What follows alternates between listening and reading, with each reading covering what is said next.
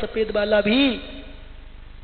याद रखना, साधुओं में बुराई दिखे समझ लो तुम्हारी काली दृष्टि है, मिथ्या दृष्टि है। बोले 3 पग जमीन, मैं तो तुम्हें सब कुछ दे सकता हूं, बूढ़ा कैसा है इसको, चलो कोई बात नहीं दी। बोले सुनो, एक शर्त है, हम अपने पैर से नाप कर के लेंगे। किससे? अपने पैर से नाप कर। फिर बोला कैसी बुद्धि बताओ, बड़े पैर से कह देता, मान सकते थे भैया, मान सकते थे कि कोई बड़ी जमीन मांगी, ये स्वयं खोटा, इसकी बुद्धि खोटी, अपने पैर से छोटा सा 52 अंगल का। बोले और कुछ मांग। बोले नहीं मंत्रियों, मुझे कुछ नहीं चाहिए, मुझे कुछ नहीं चाहिए, मुझे तो अपने पैर से 3 पग जमीन चाहिए, नापूंगा मैं अपने पैर से। पुनः ध्यान दो, गुरु गुरु ही होते हैं। बताऊंगा कभी, ध्यान रखना भैया, विशेष वैशाली नगर वालों को सौभाग्य मिला है चतुर्मास का।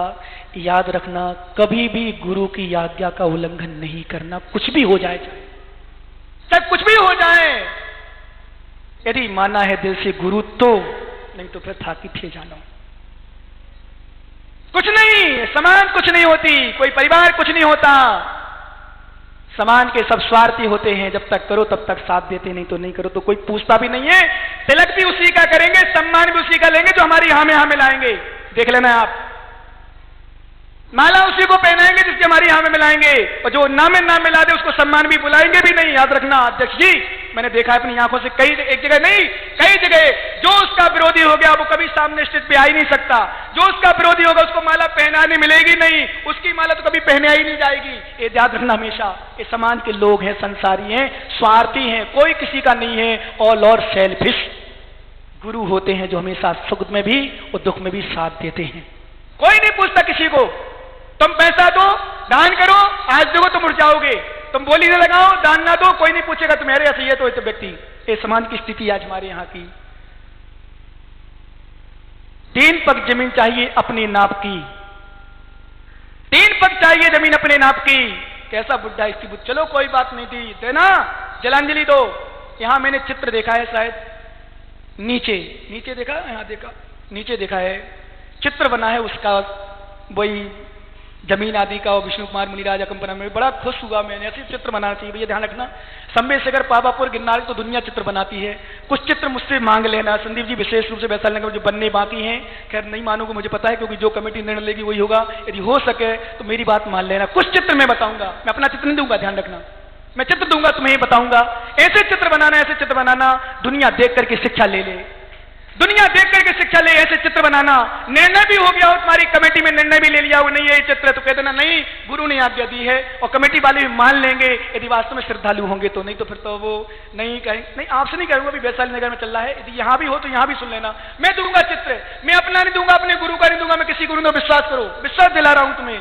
मैं ऐसा चित्र दूंगा कि लोग देख करके भी उससे प्रवचन ग्रहण कर लेंगे, उससे प्रवचन ग्रहण करेंगे, शिक्षा लेंगे। ऐसे चित्र बनाना, जैसे यहां देखा मैंने कंपनाचार्य आदि का, वो 700 मुनिराज का उपसर्ग का और आग लगी है। मैं उसको देख कर कल चिंतन कर रहा था, बैठे बैठे शांतिधारा में थोड़ी समय था, मैं देख देख कर चिंतन, नीचे पारसनाथ की वेदी वहां पर सर न बनाए शायद। जलांजलि दो, जलांजलि दे रहे हैं वो जल की, 3 बार जलांजलि। 1 पग नाका लिया, जा गया मानुष पर्वत पर, दूसरा पग नापा, चला गया सुमेरु पर्वत पर। बोल मंत्री, तीसरा पग कहां रखूं, क्योंकि पूरा 2.5 द्वीप आ गया। कितना आ गया? पूरा 2.5 द्वीप। तीसरा पग कहां रखूं, उसमें भी बना है, फिर पैर रखते हुए दिखाए जा रहे हैं। तेरी पीठ पर रखूं क्या? नहीं महाराज क्षमा करो, क्षमा करो, क्षमा करो महाराज, गलती हो गई महाराज, क्षमा करो, नहीं करूं। नहीं, मुझसे क्षमा नहीं, उन महाराज से क्षमा मांग। चलो, हाँ महाराज क्षमा करो, नहीं करूंगा। क्यों किया है सब कुछ महाराज, क्षमा करो। इतने रोते हैं वो, बिलखते हैं, महाराज कुछ नहीं करेंगे, चलो मुझसे क्षमा नहीं मांगो।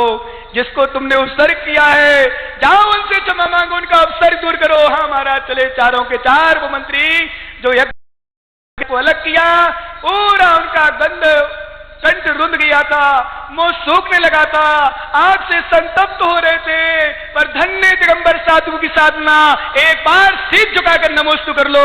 धन्य से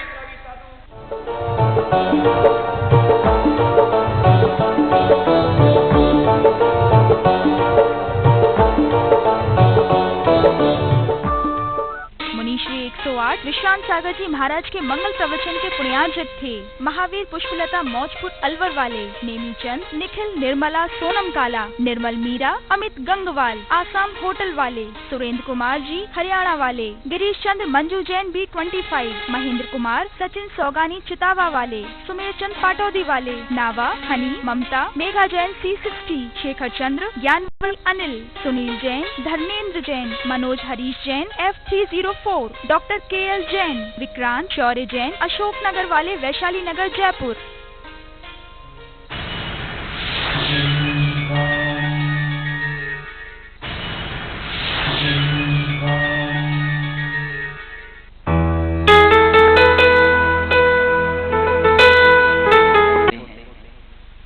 कितने दीप होते हैं?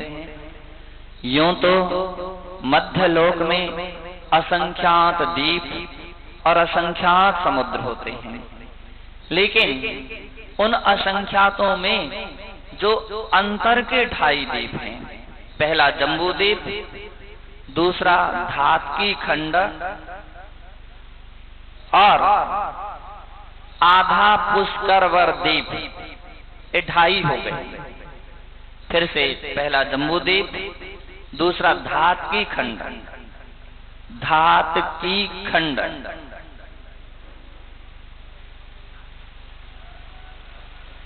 तीसरा है आधा पुष्करवर दीप, आधा पुष्करवर दीप, दीप दीप नहीं द्वीप, आधा पुष्करवर द्वीप।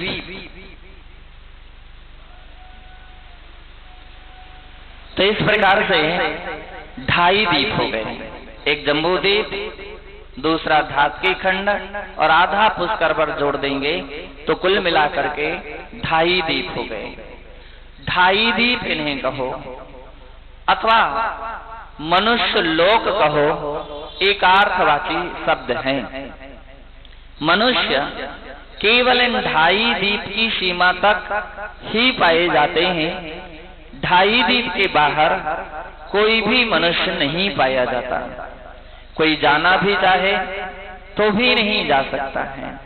कोई प्लेन, कोई रॉकेट या और भी ऐसे माध्यमों से जाना चाहे नहीं जा सकता है। विद्याधर अगर अपनी विद्याओं से भी जाना चाहे नहीं जा सकता है। और यदि कोई चारण रिद्धिधारी मुनि महाराज भी 2.5 दीप से बाहर जाना चाहे, बंधो नहीं जा सकते हैं। ये मनुष्य की एक सीमा होने के कारण इसे मनुष्य लोक कहते हैं। 2.5 दीप के सीमा पर चारों तरफ एक विशाल पर्वत है जिसका नाम है मानुषोत्तर पर्वत। क्या नाम है? मानुषोत्तर।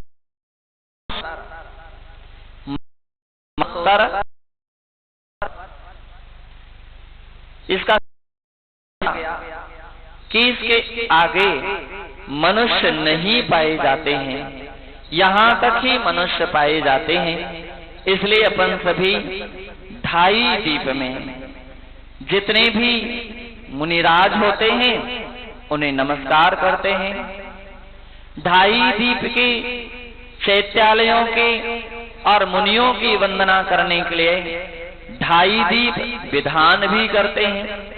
2.5 दीप विधान करते हैं, तो ऐसा विधान करते हैं 2.5 दीप में तक ही मनुष्यों की सीमा है। इसके आगे केवल त्रयंश ही पाए जाते हैं, देव और त्रयंश। तो ऐसे मुख्य रूप में त्रयंश ही पाए जाते हैं। सीमा मनुष्य की जो है केवल 2.5 दीप है। 2.5 दीप के पश्चात जब हम देखते हैं तो 2.5 दीप में कितने मेरु आ गए? 5। तो जो आपने पहले जम्बू दीप देखा, तो जम्बू दीप में कितने मेरु, सुमेरु पर्वत हैं? केवल एक सुदर्शन मेरु है। और दूसरे जो दीप था जिसका नाम था धातकी खंड। तो धातकी खंड में दो मेरु पर्वत हैं, जिनका नाम है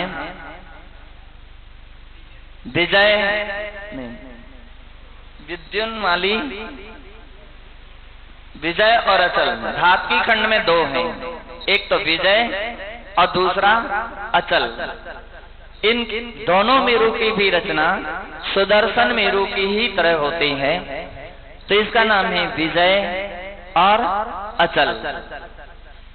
और पुष्कर अर्ध पुष्करवर द्वीप में, आधे पुष्करवर द्वीप में दो मेरु पर्वत होते हैं, एक मंदर और दूसरा विद्युन्माली। 5 मेरु के नाम, पूरे नाम लिख लिए। तो इस प्रकार से जब अपन पंच मेरु की पूजा करते हैं तो 5 मेरु असी जिन धाम, सब प्रथमा जी को करहूं प्रणाम, महासुख होए जय जय नाथ परम सुख। तो जो अपन यहाँ पर 5 मेरु की जो वंदना करते हैं, तो 5 मेरुओं में चैत्यालय होते हैं और उसमें जैनेन्द्र देव की प्रतिमाएं हुआ करती हैं।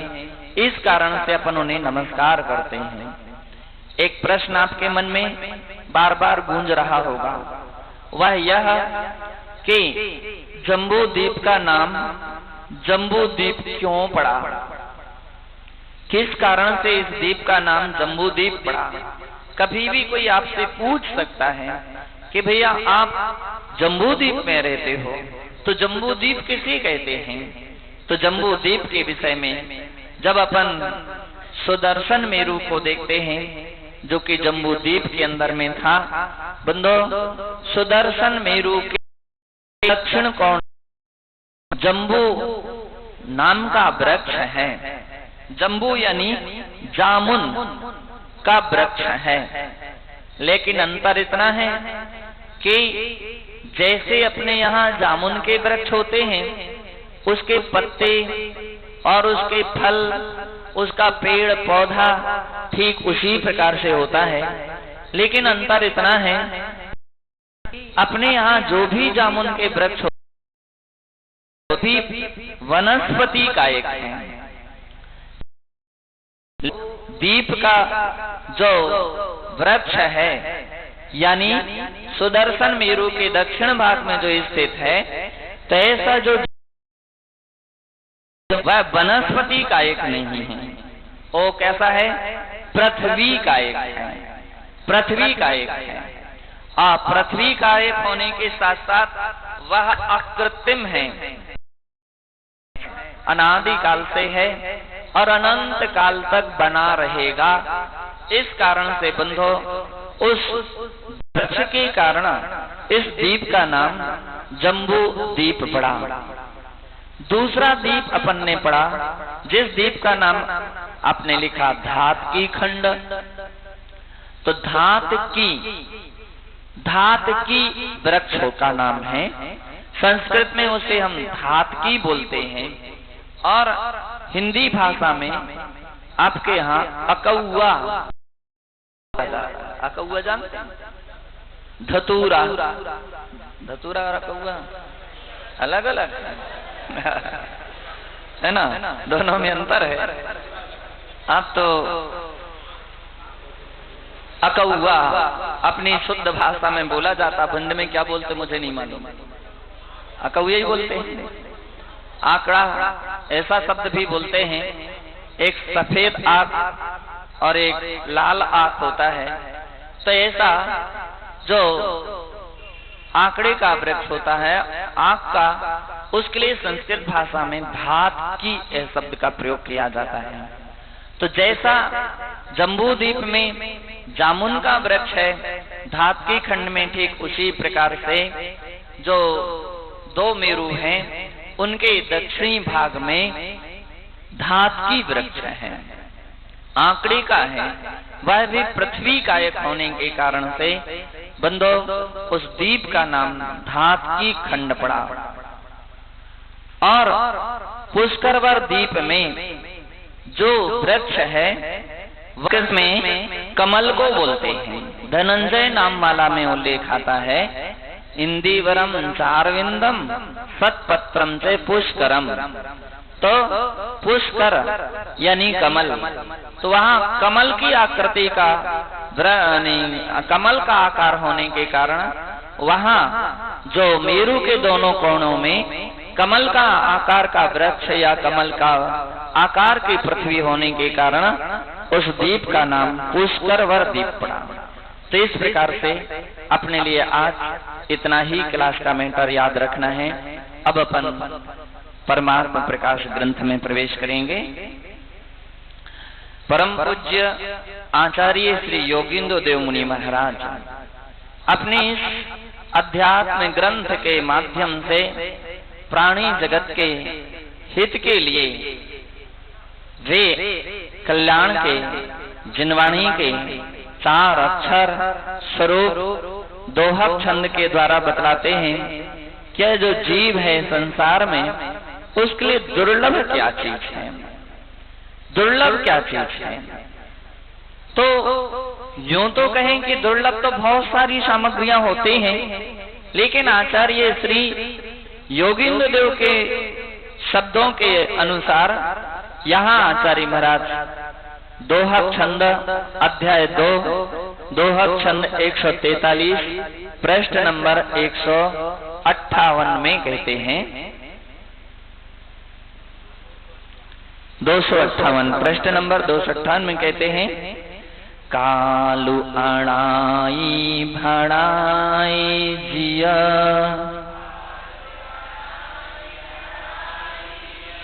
भवसायरो वियणन्तो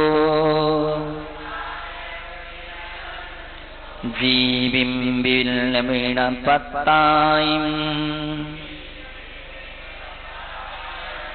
जीणु साम्यो सम्मतो।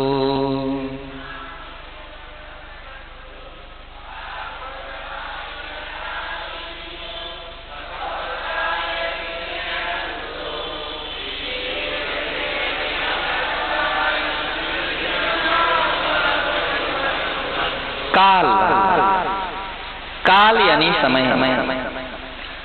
समय कब से चला आ रहा है।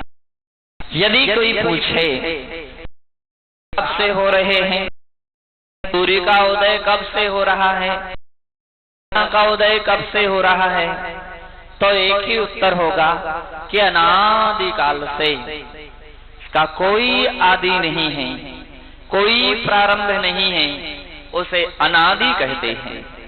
तो जिसका कोई प्रारंभ नहीं होता है ऐसे उसे अनादि कहा जाता है।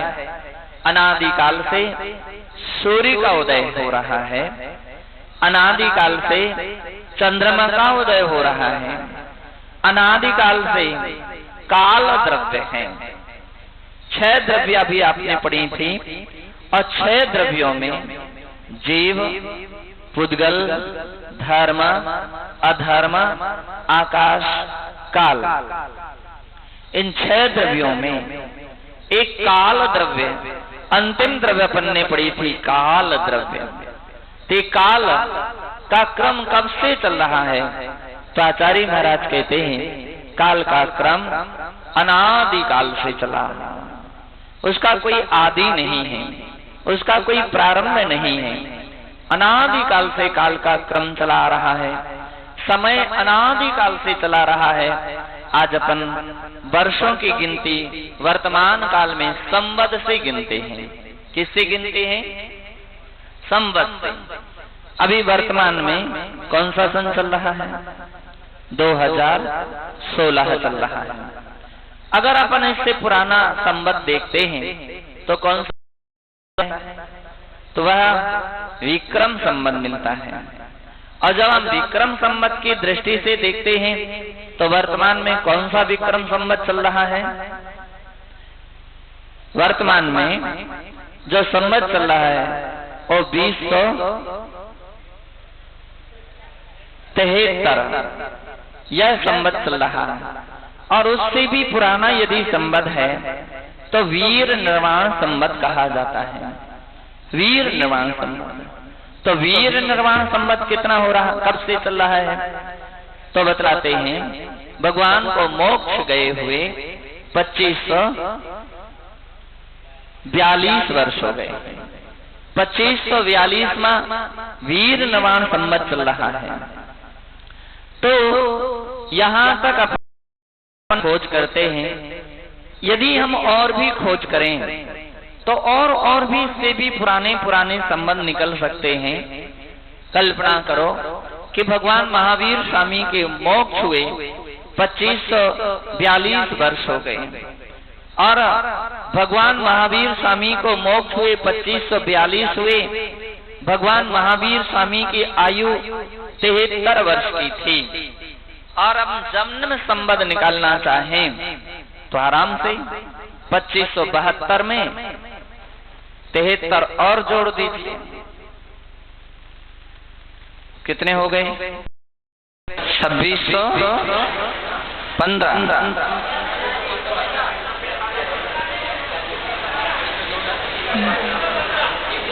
2615 वर्ष हो गए। और यदि हम और भी पुराने संबंधों की खोज करना चाहें तो पार्श्वनाथ भगवान 250 वर्ष पहले निर्वाण हुआ था, तो पार्श्वनाथ निर्वाण का संबंध निकल आएगा। पारसनाथ भगवान की आयु 100 वर्ष की थी, तो यदि हम उसमें 100 वर्ष और जोड़ दें तो पार्श्वनाथ का जन्म संबंध निकल आएगा। और उनके 1000 वर्ष पहले नेमिनाथ भगवान हुए हैं। यदि हम नेमिनाथ भगवान का यानी उस काल में 1000 वर्ष और जोड़ दें तो नेमिनाथ भगवान का निर्वाण संबंध निकलेगा। और नेमिनाथ भगवान की जितनी आयु थी उसको और जोड़ दें तो नेमिनाथ भगवान का जन्म संबंध निकल आएगा। और ऐसा करते करते चले जाएं तो बंदो नेमिनाथ भगवान के बाद पहले नमीनाथ हुए और नमीनाथ भगवान के पहले मल्लीनाथ हुए, मुनिशोभ्रतनाथ हुए, मल्लीनाथ हुए। अब वो गिनते चले जाइए, करते करते ऋषभ देव भगवान पर पहुंच जाएंगे। और जब ऋषभ देव के तक पहुंचेंगे तब तक तो हम वर्ष की गिनती ही नहीं गिन पाएंगे। पल्यों की वहां पर विच्छेद भी हुए हैं और बहुत सारा उतने समय तक के महाराज तीर्थंकरों की विशाल आयु रही है। तो कहने का तात्पर्य ये है कि ये प्रथम 24 है और ऐसी अनंत 24 व्यतीत हो गई।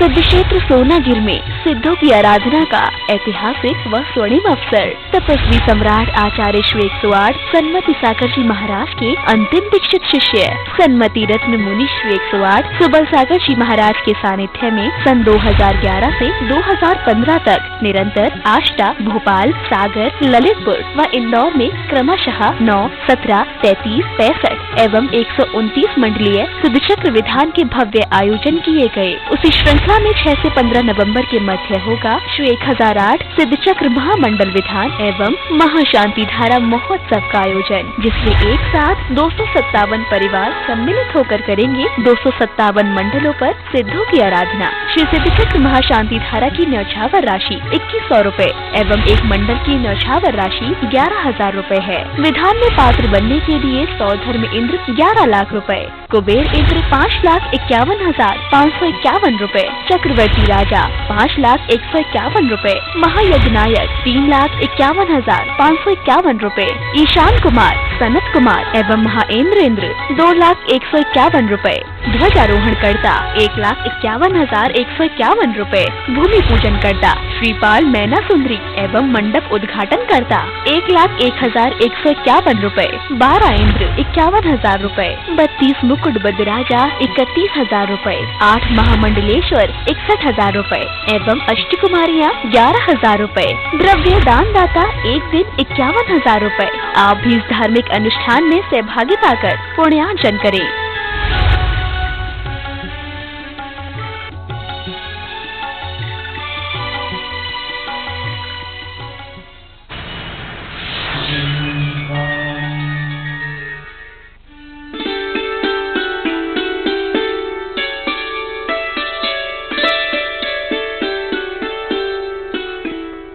भक्ति संयमेन दंती संसार सारम घोरम चिंतन्ति अट्टकम्मं जरोण पावन्ति नित्यमृतमन्तमृता ध्यानाग्निहोत्राकुला षट्कर्मामृता स्तपोदन्ना साधुकया साधवा शीला प्रापायण गुणपायण छंदाकृति ज्योतिका मोक्ष द्वार गुणा प्रणत माम साधवा गुरु मातृत्तम ज्ञान दर्शनाएगा चारित्रणम गंभीरा मोक्षमार्ग उपदेश के क्षम दिया व्यक्ति का अवसकुल सख्यम शब्दान सुंदर सुंदर पंचचरण आयरियाणाम स्वज्र त्रिगुण प्रणम सबसाणु शरण चिकालम अच्छेमी पूज्यमी बंदामी नमस्यामी दुख को कम को बोलाओ स्वीगम स्वयं संपत्ति हो मध्यम स्वर वै क्रीडमणि करण भाई धारा ये सतपय कमलम बर कमल बर शयन विमल के बल पयासित चतम सायारो नायारो भव्याणम जीर्ण देशियो धम्मो नम्योतम जिणंदम सावैदम परो बेमो मलनंतानंद परमेश्वर भगवान की देवाय देव से 1000 से आदिनाथ भगवान की कैवल कमलापति 1000 से चंदा प्रभु भगवान की चिंतामणि श्री पाशनाथ भगवान की धर्म तेज शासन भगवान महावीर स्वामी की परम पूजनीय संत श्रमणी समाधि श्रवण गुरुदेव आचार्य शेखर श्रीमती सागर जी महाराज की परम पूजनीय वात्सल मूर्ति आचार्य शेखर सागर जी महाराज की अहिंसामय विश्व धर्म की। एक मिनट बंद कर दे, एक मिनट। आचार्य वैष्णवी स्वामी ने अपूर्वकरण अधा प्रवर्तकरण इन गुण स्थानों की चर्चा की जा रही थी और उसमें जम्मा उबरम भावा जैसे जैसे ऊपर के भाव होते हैं और ऊपर ऊपर के भाव उनके अपूर्व अपूर्व हो जाते हैं वैसे वैसे उनके कर्मों की नजरा भी होती चली जाती है, क्योंकि परिणामों की विशुद्धि होने से ही कर्मों की नजरा होती है। जब तक परिणामों की विशुद्धि ना हो, परिणामों में निर्मलता ना आए, सरलता ना आए, तब तक कर्मों की नजरा होती नहीं है। श्री आचार्य भगवंतों ने आचार्य उमा स्वामी जी महाराज ने तत्वासूत में लिखा तपसा निर्जराच्य। निर्जरा का माध्यम क्या बनाया उन्होंने? कर्मों की नजरा होती है, चाहे वहां अंतरंग तप हो अथवा बहिरंग तप हो, ध्यान रूप तप भी हो तो भी कर्मों की नजरा का कारण बनती है। इसलिए आचार्य भगवंतों ने दोनों प्रकार के तप करने की बात कही है। वो श्रावक और मुनि दोनों धर्मों में जो है वो तप करने की बात कही गई है। श्रावक को एक देश तप करने की बात कही गई है और मुनिराजों को सर्वदेश संपूर्ण। तब वो तप क्रमशः बढ़ते बढ़ते बढ़ते बढ़ते तप जो है उत्कृष्टता को प्राप्त होते होते उस तप के द्वारा ही शनै शनै कर्मों की नजरा होती चली जाती।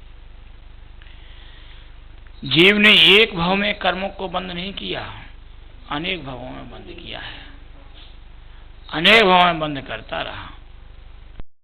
अनेक कारण से उस कर्म बंद की व्यवस्था जो बनी वह इस जीव को संसार के रूप में भोगने में आ गई, क्योंकि जीव ने भले अज्ञानता में कर्म बंद किया हो या जानबूझ करके ज्ञान अवस्था में किया हो, लेकिन कर्म बंद की जो विशेषताएं रही है, कर्म बंद की व्यवस्था रही है, वह जीव के लिए फल भोगने वाली ही रही है। जो कर्म बंधेगा उसका फल नियम से भोगना ही पड़ेगा। साता रूप में बांधे यानी शुभ रूप में भी बांधे तो स्वरूप में भी, अशुभ रूप में भी बांधेगा तो अशुभ रूप में भी। किन्हीं न किन्हीं अवस्थाओं में वह कर्म का बंध करता रहा, उसी रूप में उसे फल को भोगना पड़ा। कहा जाता है कि एक व्यक्ति जब मरने की स्थिति में आया तो यमराज ने अपने दूतों को भेजा कि जाओ अमुक व्यक्ति को लेकर के आओ। यमराज के दूत उस व्यक्ति को लेने के लिए आए और लेकर के चल दिए तो यमराज ने अपने मुनीम से कहा, अरे भाई इसको कहाँ भेजोगे? पहले इसका रोज नाम में नाम तो देखो, किसने कितना पुण्य किया है, कितना पाप किया है, उसी हिसाब से तो भेजा जाएगा। देखा गया उसके खाते में तो उसके खाते में पुण्य और पाप, शुभ और अशुभ दोनों बराबर थे। ना पुण्य का खाता बड़ा था, ना पाप का खाता बड़ा था। अब यमराज जी असमंजस में पहुंच पड़ गए, क्या किया जाए, कहां भेजें? न ये स्वर्ग भेजने लायक है और न नरक भेजने लायक है। अच्छा, दोनों में भेजने लायक नहीं है तो तीसरी जगह भेज नहीं सकते इसको। वहां भी नहीं भेज सकते, क्यों? वहां भी अशुभ की आवश्यकता है, मायाचारी की आवश्यकता है, छल कपट की आवश्यकता है, वहां भी नहीं भेजा सकता है। यमराज ने अपने दूतों से कहा कि इस आदमी को उसकी इच्छा पर ही छोड़ दिया जाए। उस मनुष्य से ये पूछो कि तुम स्वर्ग जाना चाहते हो या नरक जाना चाहते हो। उस आदमी से पूछा गया, भाई तुम्हें स्वर्ग जाना है या नरक जाना है? तो मनुष्य इन सब चीजों में बड़ा चतुर होता है। उसने कहा, भाई जाने की बात मैं बाद में करूंगा, पहले मुझे दिखाओ कि स्वर्ग अच्छा है, स्वर्ग में क्या क्या होता है और नरक में क्या क्या होता है, फिर मैं निर्णय करूंगा कि स्वर्ग में जाना अच्छा है कि नरक में जाना अच्छा है। ऐसा ये दरवाजा है, ऐसे उस दरवाजे के पास उसको ले जाया गया। एक दरवाजे पर लिखा था स्वर्ग का रास्ता, सामने लिखा था नरक का रास्ता। तो उन्होंने पूछा, पहले नरक का रास्ता दिखाया जाए, स्वर्ग का रास्ता दिखाया जाए। उस व्यक्ति ने कहा कि पहले हमें नरक का रास्ता दिखाओ।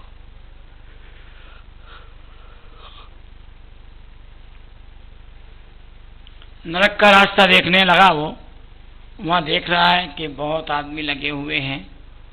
तो नरक के रास्ते में कौन सा दिखाया? जहां पर जिन सम्यक दृष्टि जीवों की आयु 6 महीने शेष रह जाती है, उन साक्षायिक सम्यक दृष्टि जीवों के लिए जब वज्र के कपाट लग जाया करते, उन्हें किसी प्रकार का दुख नरकों में वो दरवाजा खोल करके दिखा दिया। बोली, अरे यहाँ जीव तो बड़े आराम से रह रहा है, ठाट बाट से रह रहा है। अब उसके बाद स्वर्ग का रास्ता दिखाओ भाई। स्वर्ग दिखाया गया, स्वर्ग दिखाया गया और स्वर्ग दिखा जाने पर वहां देखा कि आलसी लोग पड़े हुए हैं, कोई कुछ भी नहीं कर रहा है, ऐसे पड़ा वैसे ही पड़ा। इस प्रकार से पड़ा हुआ व्यक्ति कुछ भी नहीं कर रहा। उसने कहा, यार इससे अच्छा तो वहां ठीक था। उन्होंने यमराज के दूतों से पूछा, क्यों भाई, कहीं ऐसा तो नहीं है कि तुम जो पट्टिका लगाने भूल गए हो, स्वर्ग की जगह नरक की लगा दी हो, नरक की जगह स्वर्ग की लगा दी हो? यमराज के दूत बोले, नहीं नहीं, हमने पट्टिका बिल्कुल सही लगाई है। जहां जो पट्टिका लगना चाहिए हमने वही पट्टिका लगाई है। तो अब आप बताइए आपको कहाँ जाना है? तो उस व्यक्ति ने कहा, अरे भाई हमें तो नरक में भेज दीजिए। यमराज के दूतों ने कहा, एक बार फिर विचार कर लीजिए, आप एक बार फिर विचार कर लीजिए कि आपको नरक में जाना है कि स्वर्ग में जाना है।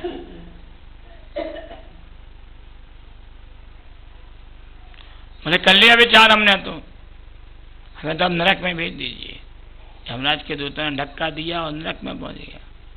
जब नरक में पहुंचा तो वहां क्या होगा? वही तिल तिल करे देह के खंड चालू हो गया। उसने कहा, यार ये क्या दिखाया गया, अब कुछ और दिख रहा था, अब तो कुछ और है। तो इसी प्रकार से तप का प्रभाव आचार्य भगवंतों का ध्यान और ध्यान के द्वारा कर्मों की निद्रा होती है। बिना कर्म की निद्रा, तप के बिना कर्म की निद्रा नहीं होती है। इसलिए यहाँ पर वह मनुष्य तप के द्वारा कर्म की निद्रा करता है तो उसे अपने भाव शुभ और अशुभ रूप ही बनाना होंगे। यदि उसके भाव शुभ रूप हैं तो शुभ कर्म का बंध होगा, शुभोपयोग का उसको स्थिरता प्राप्त होगी, उसका फल प्राप्त होगा। और अशुभोपयोग में होगा तो अशुभ उपयोग रूप कर्म बंधेगा। हमें अपने भावों के द्वारा ही उन कर्म का बंध करना पड़ता है और फल भी उन्हीं कर्मों का वैसा ही भोगना पड़ता है। तो यहाँ पर आचार्य भगवंत कहते हैं कि जो जीव निरंतर तप को करता है, तप को करने वाला जीव निरंतर गुण स्थानों की वृद्धि करता हुआ ऊपर ऊपर की ओर चढ़ता है, और उसी तप को करते हुए जब वह छायक सम्य दर्शन के साथ में छपक श्रेणी में आरूढ़ होता है और अपूर्व करण गुण स्थान में पहुंचता है, तो उसके द्वारा वह अपने अनेक अनेक अनेक अनेक अनेक अनेक कर्मों के निजा करता है, और अनेक कर्मों के निजा करता हुआ जो उसकी अनेक सूक्ष्म कषाएं हैं, उन सूक्ष्म कषाओं का भी वह छपन करता रहता है। अपूर्व करण गुण स्थान के पश्चात नंबर आता है अनिवृत्तिकरण गुण स्थान का। अनिवृत्तिकरण में आचार्य भगवंत कहते हैं, एक एकम ठिधि खंडम पाढ़े अंतो मोहत कालीण ठिधि खंड पढ़न काले अणुभाग सदा सयाणी पाड़े गच्छै विशुद्ध माड़ो पढ़ि समय मणंत गुण व्यवशो हिये अणियठी गुणम तत्थवी 16 पैडियो पाड़े। अपूर्व का गुण स्थान में वह अंतर मुहूर्त काल के द्वारा एक एक स्थिति के खंड को गिराता हुआ एक स्थिति खंड के पतन काल में सैकड़ों अनुभाग खंडों का पतन हो जाता है। इस प्रकार प्रति समय अनंत गुणी विशुद्धि के द्वारा विशुद्ध होता हुआ वह अनिवृत्तिकरण गुण स्थान को प्राप्त करता है। वहां पर पहले 16 प्रकृतियों को नष्ट करता है। जैसे वह अनिवृत्तिकरण गुण स्थान को प्राप्त होता है, वहां वह 16 प्रकृतियों को करता है, नष्ट करता है, क्षय करता है। क्यों? क्योंकि वे प्रकृतियां इन आगे के गुण स्थानों में काय रूप में परिणत नहीं होती हैं। सत्ता में चली आ रही भी तो प्रमत्त गुण स्थान से भी उनका उपयोग नहीं होता। अप्रमत्त गुण स्थान में इसमें होता ही नहीं उनका उपयोग। सत्ता में पड़ी हुई हैं, बस सत्ता में पड़ी हुई होने के कारण से वे पड़ी रहती हैं, लेकिन 9वें गुण स्थान में पहुंचते पहुंचते वह उन 16 प्रकृतियों का क्षय कर देता है। ऐसा नहीं कि पहुंचा उन 16 प्रकृतियों को क्षय कर दिया, लेकिन नहीं, उस 9वें गुण स्थान के आचार्य भगवंत ने 9 भाग किए। पहले भाग में कुछ प्रकृतियों का, दूसरे भाग में कुछ और दूसरी प्रकृतियों का, तीसरे भाग में कुछ और प्रकृतियों का, चौथे भाग में कुछ और प्रकृतियों का। एक विशेषता और है इन गुण स्थानों में, अनिवृत्तिकरण गुण स्थान में तो किसी जीव का मरण होता ही नहीं है।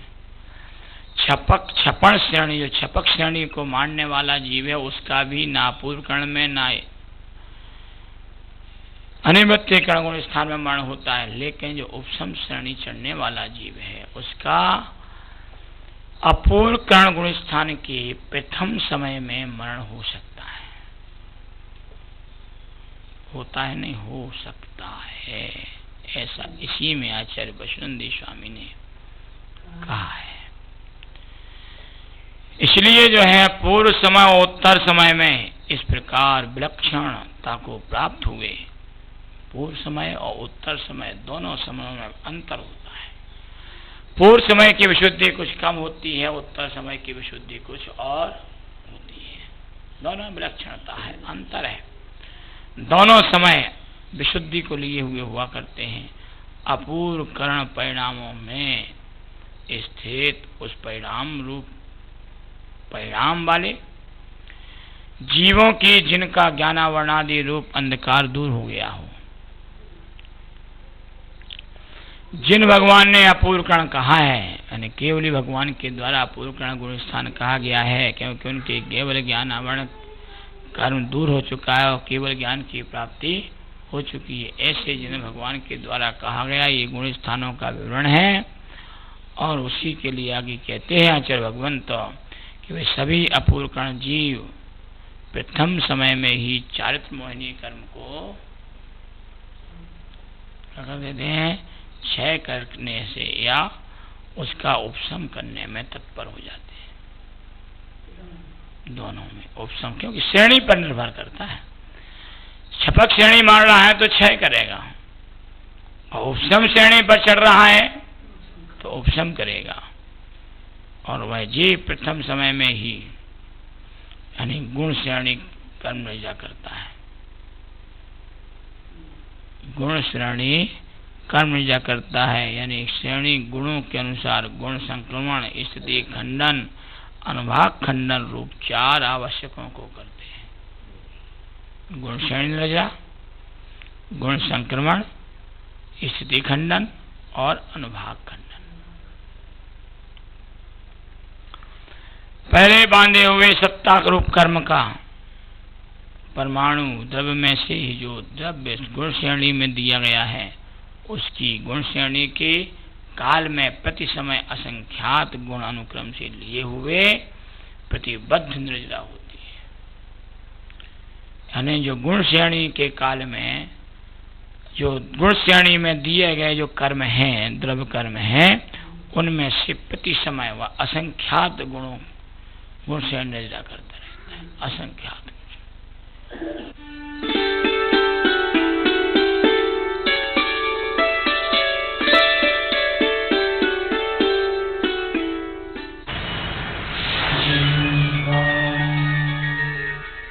एक उत्सव बैर पाप अभिमान को मिटाने का, एक पर्व मन विकार और अज्ञान को हटाने का पर्व जिससे बढ़ता है समता, प्रेम, वात्सल्य, सम्मान। क्षमा धर्म पर क्षमा दान से कट जाते सब अभिमान। देखिए क्षमावाड़ी पर्व पर जिनवाड़ी चैनल की विशेष प्रस्तुति क्षमा दान एक महान पर्व में शनिवार 17 सितंबर प्रातः 7:20 पर, पुनः प्रसारण प्रातः 11 बजे। दिव्य शक्ति चारित्र चंद्रिका परम पूज्य आर्यका शिरोमणि श्री ज्ञानमती माता जी की पावन प्रेरणा से 108 फीट उत्तुंग भगवान ऋषभदेव की अखंड पाषाण से निर्मित एवं Guinness book of world record में नामांकित प्रतिमा का दीपावली 30 अक्टूबर तक महामस्तकाभिषेक कर पुण्य लाभ लें। इस ऐतिहासिक महोत्सव में अब तक सबसे लंबा चलने वाले महामस्तकाभिषेक के साक्षी बन आप भी अपने जीवन को धन्य बनाएं। संपर्क सूत्र 9405232008/10/42/62 9411025124।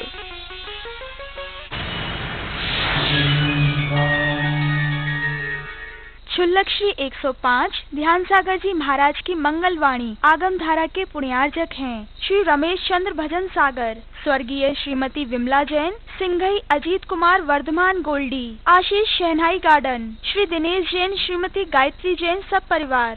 कोई भी मुकाबला,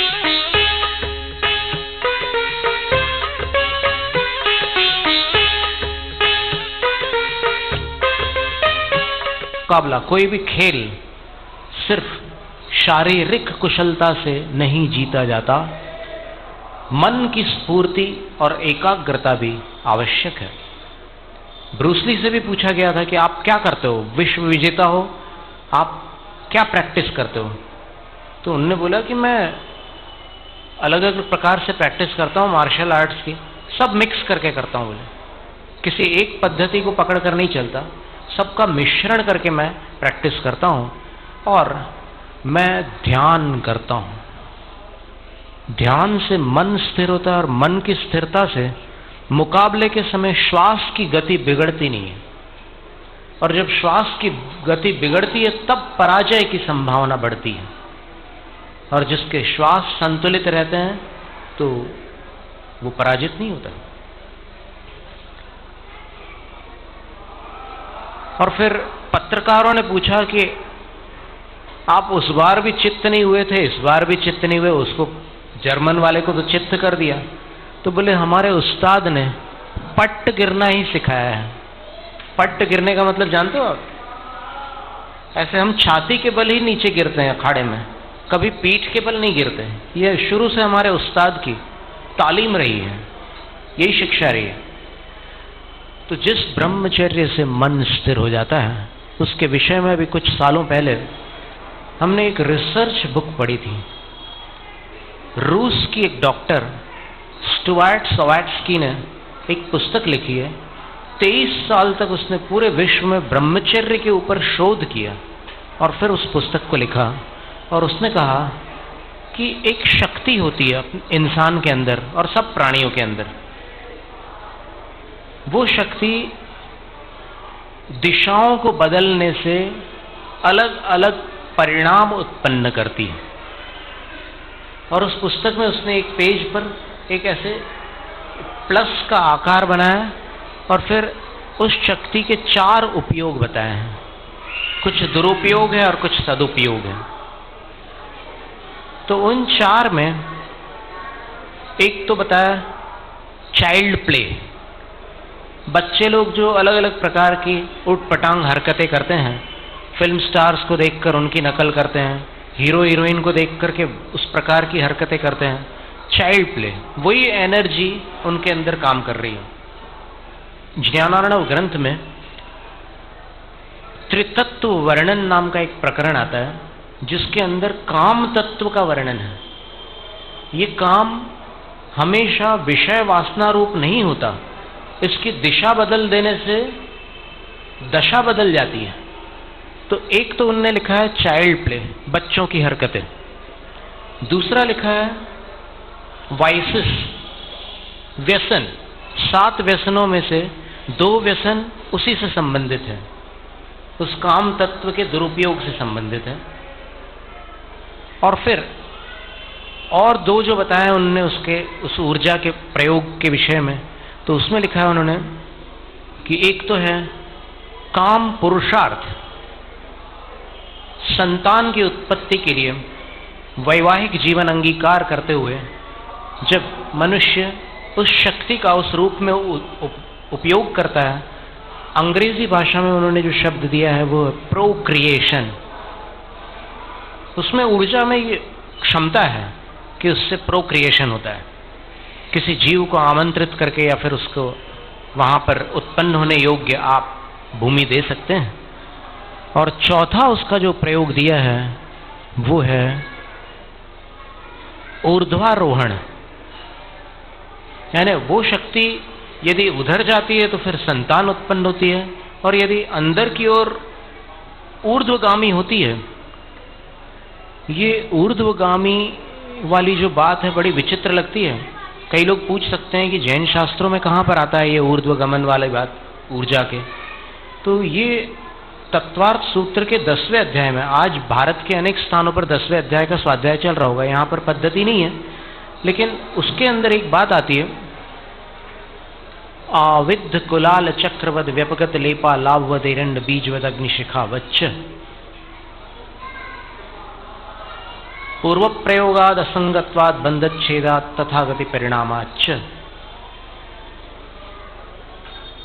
वहां पर एक बड़ी विचित्र बात है कि जीव मोक्ष प्राप्त करने के बाद ऊपर क्यों जाता है सिद्धालय में, यहीं क्यों नहीं ठहर जाता? जहां मोक्ष प्राप्त हुआ वहीं बनी रहे आत्मा, कहीं जाने की क्या आवश्यकता है? तो उसका उत्तर देते हुए आचार्य उमा स्वामी कहते हैं, तदनंतर मूर्ध्वम गच्छत्या लोकांता, मुक्त हो गए उसके बाद अपने आप ऊपर चले जाते हैं लोक के अंतिम भाग तक। कारण पूर्व प्रयोगात, पहले जो उन्होंने साधना की थी उसके परिणाम स्वरूप। असंगत्वात, बंधन छूट गया, अपने आप हल्के हो गए, ऊपर चले गए।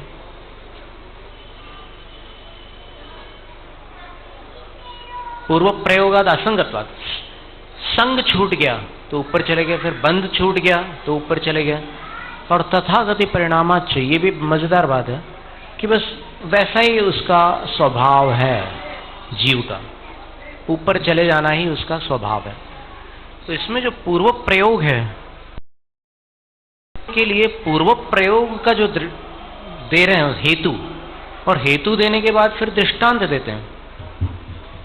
आविद्ध कुलाल चक्रवत, जैसे कुमार ऐसे लकड़ी घुमा करके वो लकड़ी के माध्यम से वो जो चाक होता है उसको घुमाता है, वैसे ही जीव साधना करते समय अपनी आत्मा को ऊर्ध्वगामी, ऊर्जा को ऊर्ध्वगामी करते करते फिर जैसे ही डंडा हटता है तो भी वो चाक घूमता रहता है, कर्म हटते हैं तो भी जीव ऊपर जाता है।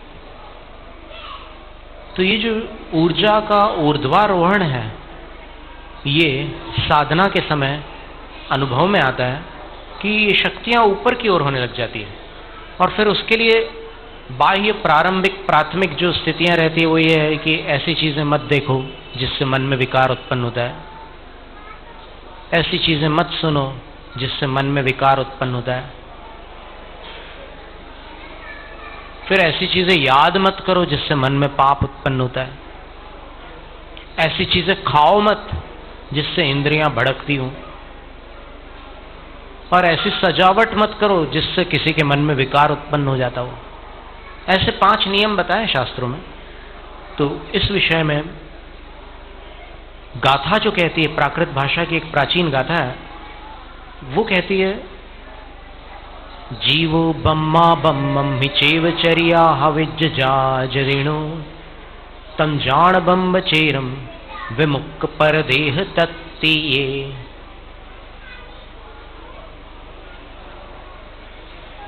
जीव ब्रह्म है, और उस जीव स्वरूप में साधु की जो प्रवृत्ति होती है, कषायों को जीतकर जो अंतर्मुखी प्रवृत्ति होती है, शुद्धोपयोग रूप प्रवृत्ति होती है, वही ब्रह्मचर्य है। और वो शरीर के माध्यम से तृप्ति की अपेक्षा नहीं रखता ब्रह्मचर्य, इसलिए विषय वासना उसमें नियमतः परित्यक्त होती है, छोड़ दी जाती है। एक बार एक विजय नाम का गृहस्थ था, और उसकी पत्नी का नाम विजया था। ऐसे कुछ उदाहरण मिलते हैं जहां पर पति का नाम और पत्नी के नाम में थोड़ा मात्रा भर का फर्क होता है। विमल, विमला, विजय, विजया, ऐसे कुछ नाम मिलते हैं।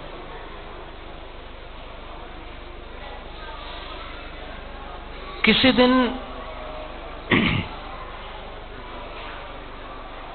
नगर श्रेष्ठी ने विमलनाथ भगवान के समवसरण में हजारों मुनियों को देखकर और भगवान का उपदेश सुनकर ऐसी भावना की कि मैं गृहस्थ हूं और मेरी संपत्ति तभी सार्थक होगी जब मैं उसको धर्म में लगाऊंगा, और इतने सारे साधु हैं, इन सबको मैं आहार देना चाहता हूं। उन्होंने मेरु गणधर से कहा कि हे गणधर देव, मैं सभी मुनियों को आहार देना चाहता हूं। तब मुनिराज बोले कि यह संभव नहीं है कि सारे साधु को तुम आहार दे सको। यहां हजारों मुनि हैं, वो सब तुम्हारे चौके में कैसे तुम्हारे घर आ सकते हैं? फिर भी तुम एक काम करो, तुम अगर किसी असिधारा व्रतधारी दंपति को आहार करा दो तो भी तुम धन्य भाग्य होगे। तब उसको पता नहीं था कि असिधारा व्रत क्या होता है, तो फिर बोले कि मैं तो आहार कराने को तैयार हूं, लेकिन उन पहचानूंगा कैसे? तब वो बोले कि ऐसे तो कोई बताएगा नहीं तुम्हें कि मेरा असिधारा व्रत है, लेकिन एक उपाय कर सकते हो। तुम्हारे चौके में एक चंदोबा लगा हुआ है, बिल्कुल सफेद रंग का चंदोबा है वो, तुम जानते हो। तुम हमेशा किसी न किसी को आहार देते रहना, प्रतीक्षा करना, आसानी से नहीं मिलेंगे ऐसे लोग। वो चंदोबा तुम उतारना मत, धुलवाना मत। और जिस दिन बगैर धोए वो चंदोबा धुले हुए के समान निर्मल, स्वच्छ और उज्जवल हो गया, उस दिन समझ लेना कि तुम्हारे यहां असीधारा व्रतधारी का आहार हुआ है।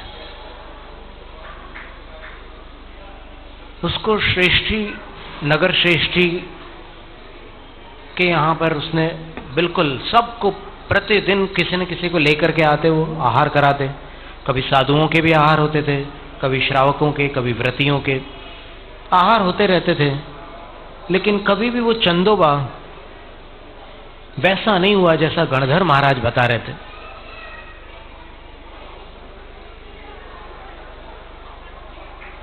बरसों बीत गए।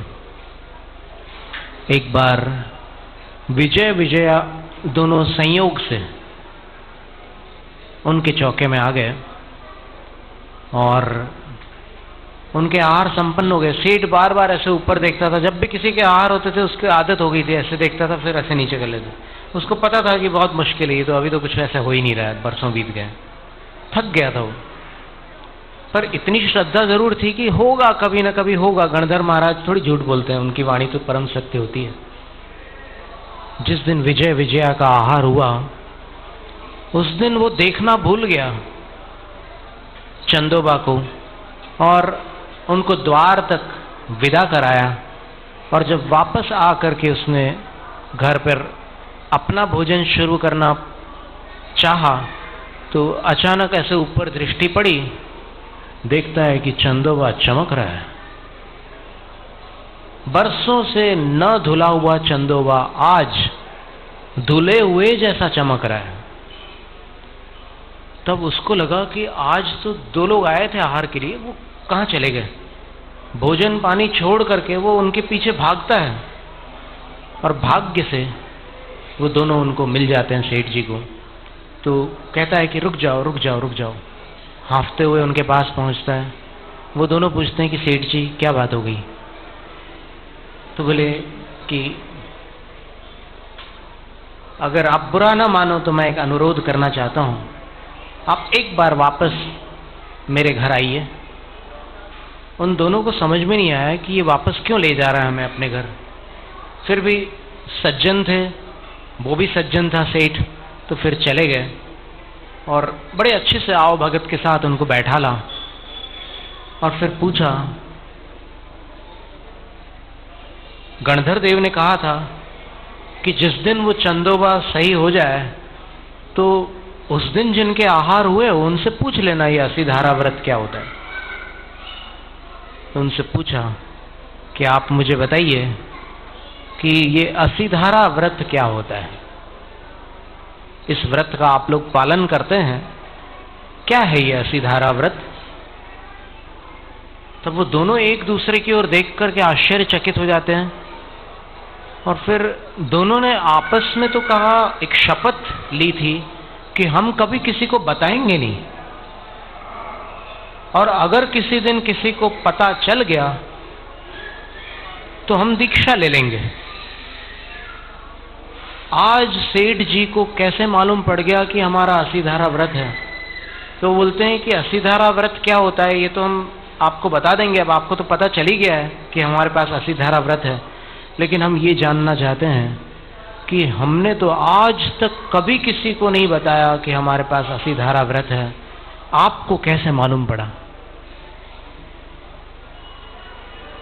तब वो चंदोबा की पूरी घटना सुना देता है और कहता है कि गणधर महाराज ने बताया था कि जिस दिन ये चंदोबा सफेद हो गया, समझ लेना उसी दिन तो असीधारा व्रतियों के आहार हुए हैं। और इसलिए मैं जानता हूं, बाकी तो मुझे कुछ पता नहीं, आप लोगों ने नहीं बताया, आपकी कोई प्राइवेट बात हो, मतलब आपकी व्यक्तिगत बात हो, मैं नहीं जानता, लेकिन आज आप बता दीजिए असीधारा व्रत क्या होता है। तब वो विजय कहते हैं विजया से कि बता दो। वो कहते हैं कि नहीं स्वामिन आप बताइए। तो बताते हैं कि बाल्यकाल में जब मैं 8 वर्ष का हुआ था तब मेरे पिताजी मुझे मेरी माता भी साथ में थी, एक गुरु श्री के चरणों में ले गए थे। उन्होंने मुझे संस्कारित किया था और फिर मैंने उनकी सेवा करते हुए विद्या अध्ययन पूर्ण किया और अंत में गुरु दक्षिणा के रूप में मैंने शपथ ली कि यदि गृहस्थ जीवन में जाना पड़ा तो शुक्ल पक्ष में ब्रह्मचर्य का पालन करूंगा। फिर ऐसे अपनी पत्नी की ओर देखता है। विजया कहती है कि और मैं भी 8 साल की थी तब मुझे मेरे माता पिता आरिका माता जी के पास ले गए और वहाँ उन्होंने मुझे अष्टमूल गुण प्रदान किए और मैंने उनके चरणों में रहकर पढ़ाई की। जब पढ़ाई संपन्न हो रही थी तो मैंने भी गुरु दक्षिणा के रूप में एक शपथ ली कि जब मेरा विवाह होगा, कन्या पराये घर की होती है, मुझे जब वहाँ जाना होगा तब मैं कृष्ण पक्ष का ब्रह्मचर्य पालूंगी। और कर्मों का ऐसा संयोग था कि हम दोनों का विवाह हो गया और विवाह के बाद जब एक दूसरे को जानकारी मिली कि ऐसी स्थिति है तो फिर किसी को कोई आपत्ति नहीं हुई। ये एक आश्चर्य की बात है कि किसी को कोई आपत्ति नहीं हुई और फिर हमने आपस में ऐसा निर्णय किया कि संसार की दृष्टि में हम पति पत्नी हैं, लेकिन अंदर में अपन भाई बहन के समान रहेंगे। और वैवाहिक जीवन को जीते हुए इतने वर्षों तक हमने जिस अखंड ब्रह्मचर्य का पालन किया है उसका नाम असीधारा व्रत है। सेठ जी उन दोनों के चरण स्पर्श करता है और कहता है कि धन्य है आप, क्योंकि दुनियादारी अनुकूलता में ब्रह्मचर्य पालन करना उतना कठिन नहीं है, लेकिन घर पर रह करके ऐसी साधना करना अत्यंत उत्तम कार्य है। छूने न छूने से इसका कोई संबंध नहीं है, इसका संबंध प्रधान रूप से अपने विचारों से है, अपने विकारों से है। जिसका मन निर्विकार है उसका ब्रह्मचर्य अखंड रहता है, और जिसके मन में विकार है वो ऊपर से परहेज कर ले लेकिन कभी भी मन से उसके दोष लग सकता है। इसलिए प्रारंभिक स्थिति में कुछ अभ्यास बताए गए हैं। द्रव्य ब्रह्मचर्य, भाव ब्रह्मचर्य के लिए सत्संगति और द्रव्य ब्रह्मचर्य के लिए भोजन संयम, दोनों बातें हैं। तो इस तरह ये सब ब्रह्मचर्य की बहुत सारी बातें हैं। उन्होंने अपने मन को साध लिया था। उस दिन फिर उन्होंने सेठ जी से कहा कि सेठ जी, आपने ये प्रश्न पूछकर हमारा बड़ा उपकार किया, क्योंकि हम लोग संकल्पित थे कि जिस दिन ये जानकारी किसी को मिल गई हम दीक्षा लेंगे। आज आप हमारी दीक्षा में निमित्त बन गए। हम आपको हृदय से धन्यवाद प्रदान करते हैं। और धन्यवाद दे करके वो चले जाते हैं और विमलनाथ भगवान के समोसण में दीक्षा ले लेते हैं।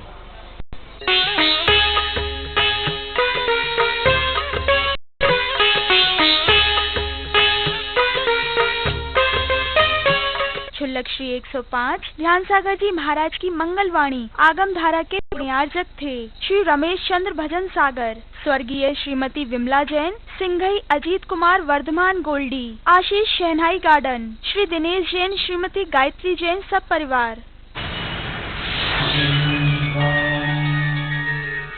दिव्य शक्ति चारित्र चंद्रिका परम पूज्य आरिका शिरोमणि श्री ज्ञानमती माता जी की पावन प्रेरणा से 108 फीट उत्तुंग भगवान ऋषभदेव की अखंड पाषाण से निर्मित एवं Guinness book of world record में नामांकित प्रतिमा का दीपावली 30 अक्टूबर तक महामस्तकाभिषेक कर पुण्य लाभ लें। इस ऐतिहासिक महोत्सव में अब तक सबसे लंबा चलने वाले महामस्तकाभिषेक के साक्षी बन आप भी अपने जीवन को धन्य बनाएं। संपर्क सूत्र 9405232008/10/42/62 9411025124।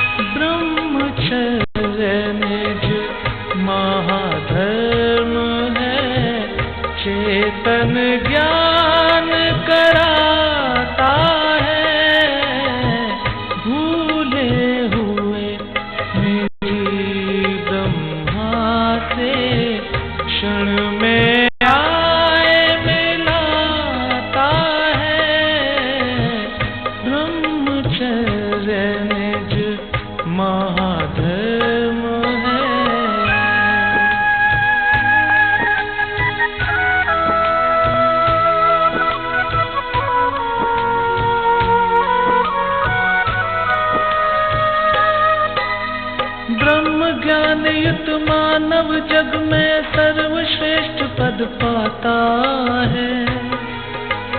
विषयों में रम के रे नाहक क्यों नर रत्न गवाता है, क्यों नर रत्न गवाता है।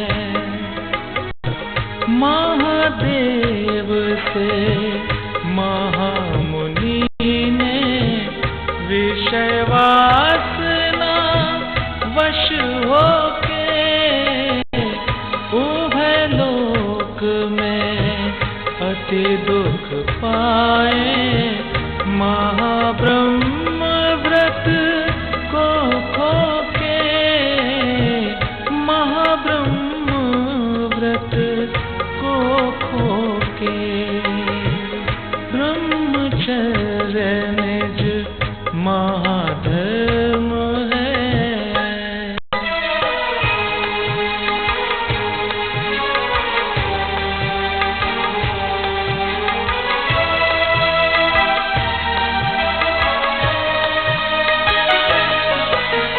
ब्रह्मयति की अमर कीर्ति को निश दिन देव इंद्र गाते। जो भी करे साधना व्रत ले भव यश शिव रमणी पाते, भव यश शिव रमणी पाते। कुंवर सुंदरी दोनों ने असी धारावृत से रह पाला। महिमा फैली भूमंडल पर, श्वेत हुआ चंदुबा काला, श्वेत हुआ चंदुबा काला। ब्रह्मचर्य निज महाधर्म है।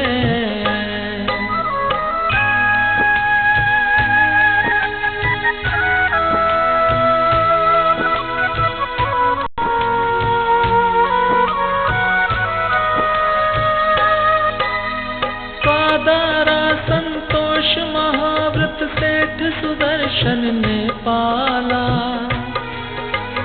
देखो शूली से सिंहासन असी हो गई फूलमाला, असी हो गई फूलमाला। अग्नि परीक्षा बेसीता ने, सत्यशील जग लहराया। द्रौपदी मैना मनोरमा बहु, शील राख यश फहराया, शील राख यश फहराया। ब्रह्मचर्य निज महाधर्म है।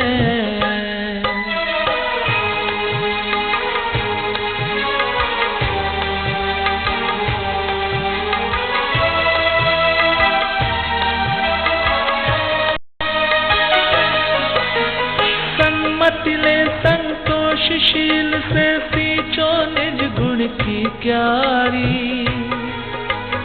अनुपम समरस गुण फल पायो, वर्ण करो मुक्ति प्यारी, वर्ण करो मुक्ति प्यारी।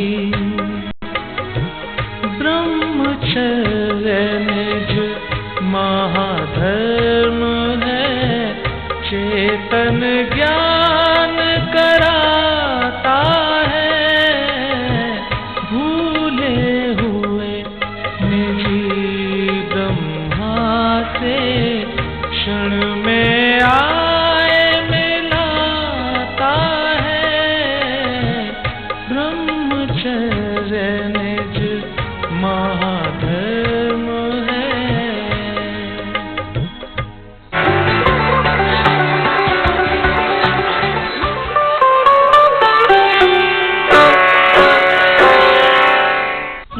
शक्ति चारित्र चंद्रिका परम पूज्य आर्यका शिरोमणि श्री ज्ञानमती माता जी की पावन प्रेरणा से 108 फीट उत्तुंग भगवान ऋषभदेव अखंड पाषाण से निर्मित एवं गिनीज का वर्ल्ड रिकॉर्ड में नामांकित प्रतिमा का दीपावली 30 अक्टूबर तक महामस्तकाभिषेक कर पुण्य लाभ ले। इस ऐतिहासिक महोत्सव में अब तक सबसे लंबा चलने वाले महामस्तकाभिषेक के साक्षी बन आप भी अपने जीवन को धन्य बनाएं। संपर्क सूत्र 9405232008/10/42/62 9411025124। एक उत्सव बैर पाप अभिमान को मिटाने का, एक पर्व मन विकार और अज्ञान को हटाने का पर्व, जिससे बढ़ता है समता, प्रेम, वात्सल्य, सम्मान। क्षमा धर्म पर क्षमा दान से कट जाते सब अभिमान। देखिए क्षमावाड़ी पर जिनवाड़ी चैनल की विशेष प्रस्तुति क्षमा दान एक महान पर्व में शनिवार 17 सितंबर प्रातः 7:20 पर, पुनः प्रसारण प्रातः 11 बजे। जन से जिन बनने को जिनने धारण किया दिगंबर पंथ, विद्याधर से विद्यासागर बनकर जो कहलाए संत, श्रमण शिरोमणि गुरुवर की छवि ऐसी जैसे हो भगवंत, जिनकी वाणी में है अद्भुत जिन वाणी का सारानंत। देखिए संत शिरोमणि आचार्य श्री 108 विद्यासागर जी महाराज के ज्ञान के महासागर से उद्भूत दिव्य प्रवचन श्रृंखला कार्यक्रम दिव्य वाणी में जल्द ही सिर्फ जिनवाणी चैनल पर। ब्यावर की पावन धरा पर चल रहा है 25वां रजत श्रावक संस्कार शिविर। गुरुवर सुधा सागर जी महाराज का मिल रहा है पावन सानिध्य। मुनिषी के वात्सल्य में 10 लक्षण के अवसर पर श्रावक ले रहे हैं जैन आगम के संस्कार। पुण्य योग में भक्तों को मिल रहा है अनुपम धर्म लाभ। देखिए राजस्थान के ब्यावर स्थित सेठ जी की नसिया में संत शिरोमणि आचार्य श्री विद्यासागर जी महाराज के परम प्रभावक शिष्य मुनि पुंगव श्री 108 सुधा सागर जी महाराज सत्संग के पावन सानिध्य में आयोजित होने वाले 10 लक्षण महापर्व पर 25वें रजत श्रावक संस्कार शिविर का विशेष प्रसारण प्रतिदिन 6:30 बजे सिर्फ जिनवाणी चैनल पर।